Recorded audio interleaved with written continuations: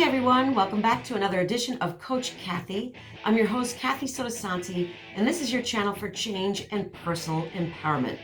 Have you ever thought about competing in a powerlifting meet? Well, I'm going to take you through beginning to end of a WNPF powerlifting meet and the energy that you get from not only competing in these meets, but just from being at them. It is awesome and through the roof.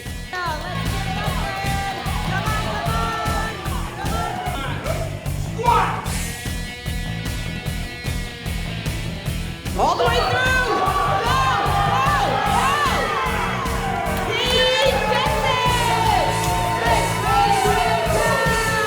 Now I can tell you that it can be very intimidating to compete in your first meet. I know, I've been there. There are men and women, they're super strong, they're pulling these heavy weights, and there you are competing for the first time, and you really have no idea what to expect. So I'm hoping that this will help someone who may be interested in powerlifting to find out what it's like and know exactly kind of what to go into at a day at a meet. There are multiple different weight categories and classes for anyone to compete in. There's an open category, a submaster category, master category, and this particular weekend, last weekend, we had a young woman competing at 8 years old. She was freaking adorable. And then the range went all the way up to 79, although I've seen older, with my friend Jerry Dickerson competing at 79 years old, and this his last meet in his 70s, as we'll see him come back in February as an 80-year-old. Jerry is going for a state and national record! Jerry! Come on!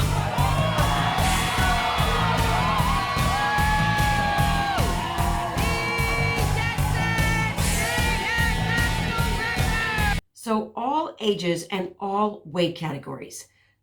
This isn't a beauty pageant. This is about you for you. And the best part about it is that everyone at this meet wants you to do your best. So it's extremely bonding. It may be intimidating when you first get there, but when you are in that room and you're getting to know your fellow lifters as you start your warm-ups and get really into it, you really start to see how everybody there is there to cheer you on so that you get your lifts. Super cool. And then we go into the rules briefing. Here's a little tidbit of what it's like to be in the rules briefing. So on behalf of Troy Ford WNPF, welcome to the Sergeant McRae annual event. Woo! A lot of you may not know Sarge, but he was a great competitor. He was a perfect gentleman. I used to compete with him all the time. He set many records, WNPF, and he's just a real class act. So Sarge, when you're upstairs, this is for you, buddy, today. We all miss you. Okay, so your team today, it's myself, Ron Earhart. We have Jim Sullivan here. Your meet director here is Kathi Sottosanti. She's right here. Kathi does a great job as the MC. Thank you, Ron Earhart, for that.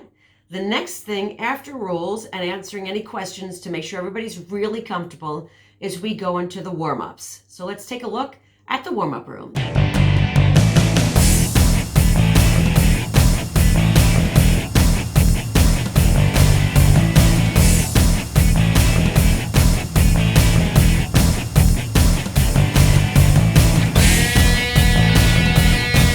And then we get started with our meet. There are three main lifts that comprise a powerlifting meet. It's the squat, the bench press, and the deadlift. There are other lifts that you can do as well, from a power curl and a strict curl, or bench pressing for reps. You can also do what's called the Iron Man or the Iron Maiden, which is just the bench press and just the deadlift.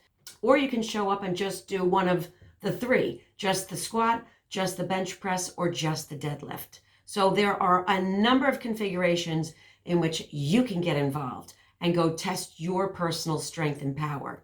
All right, so the first one up is the squat. And every federation has their own set of rules. So I'm going to take you through the WNPF. With the squat, there are two commands, squat and rack. So when you get the bar on your back, and there's always at least 3 spotters, if it goes really super heavy in weight, they'll add spotters. So at least 3 spotters that take absolute best care of you, best spotters in the business. You set yourself up, the head coach will ask if you're ready, and then his hand will be up or her hand, and you'll get the command for squat, in which case you do your squat. The goal is that your hips must be below parallel or below the knee joint, and then back up to completion with control. And your second command is the rack squat, in which you will then place the bar back on the rack. If you've met the commands and you hit depth, the lights will go on. There are 3 judges. Each judge has the opportunity to give you a white or a red light. Of course, we want all white lights. And then your lift is a good one.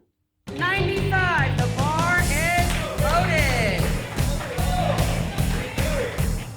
Lightweight, lightweight. All the way up. Makes it look easy. She gets it. Is loaded for Big Pete Sunday Jr. Powerful Pete.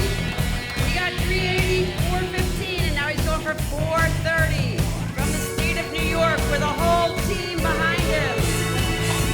All you, Pete.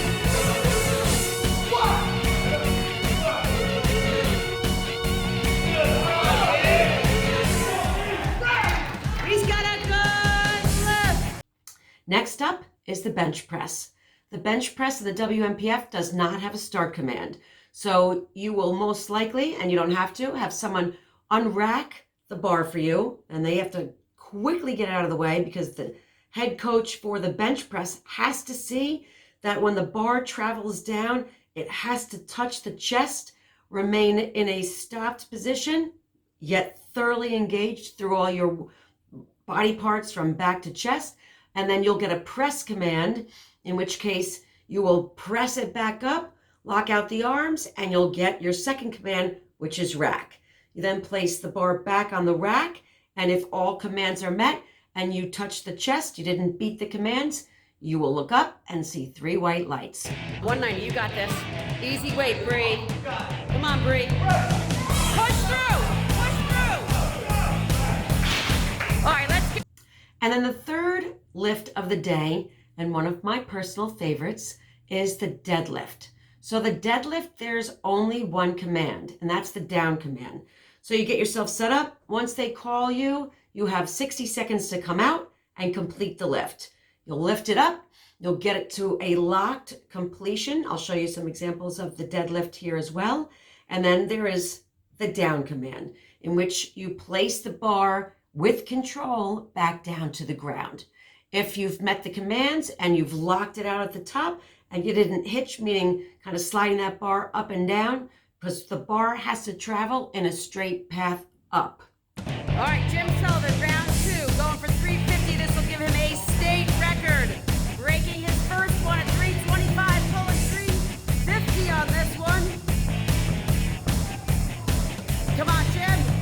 Easy, all the way up and lock it out. It's a good lift. Let's go, let's go, let's go. Fire her up. Fire her up. Come on, Leo. All the way up, Leo. Let's go. Lock it out. Let's go. She gets it. You can come out of, I'll call it retirement, at any point. There was a woman named Cheryl who came out and lifted this past weekend after 17 years and walked right out there and picked up 200-pound deadlift. She was amazing, as was my buddy Jimmy Sullivan, who came back out to deadlift with her and did an amazing job. So the training can come and go. You can come back at any time. It is a sport that is meant for you to empower you. And I hope that I've made this a little less intimidating. All right, the bar is loaded. DJ Conroy, next lifter, going for 185.